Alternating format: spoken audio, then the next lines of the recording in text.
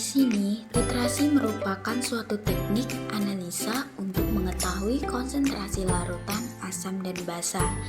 Nah, analisis ini disebut juga analisis volumemetri karena yang diukur adalah volume dari asam atau basa yang dipakai dalam titrasinya nanti. Nah, yang selanjutnya yaitu ada istilah penting dalam titrasi asam basa. Yaitu ada 4 istilah penting yang harus diperhatikan.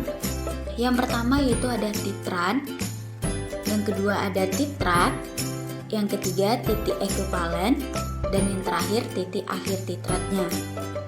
Nah, titran ini larutan baku atau larutan konsentrasinya sudah diketahui dengan pasti. Sedangkan titrat, larutan yang dititrasi atau larutan yang belum diketahui konsentrasinya. Sedangkan titik ekuivalen, kondisi saat asam dan basa terpakai bereaksi, maka jumlah mol itu sama dengan jumlah mol OH. Nah, sedangkan titik akhir titrat, kondisi saat indikator mengalami perubahan warna. Nah, di sini ada pada titik ekuivalen, maka jumlah mol H+ sama dengan jumlah mol OH-. Maka rumusnya MA dikali FA dikali A sama dengan MB dikali PB dikali B. Dimana keterangannya MA itu molaritas asam, FA itu volume asam, A itu valensi asam, MB itu molaritas basa, PB itu volume basa, sedangkan B adalah valensi basa. Nah, di sini ada alat-alat utama dalam titrasi asam basa. Yang pertama yaitu ada statit, yang kedua ada klem, yang ketiga ada buret, yang keempat Erlenmeyer.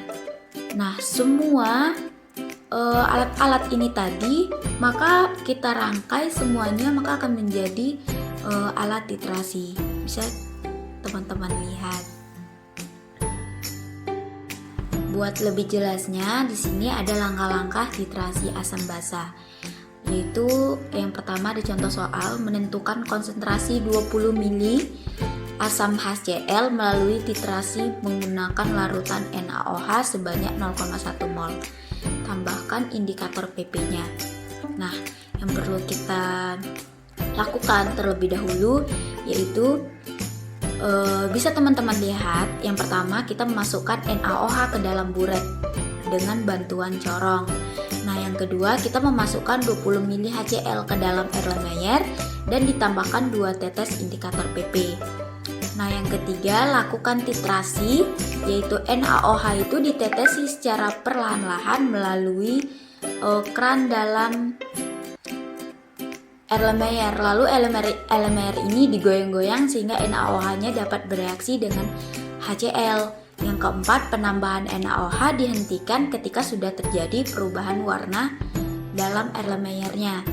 Nah, yang seterusnya dicatat volume NaOH yang dipakai.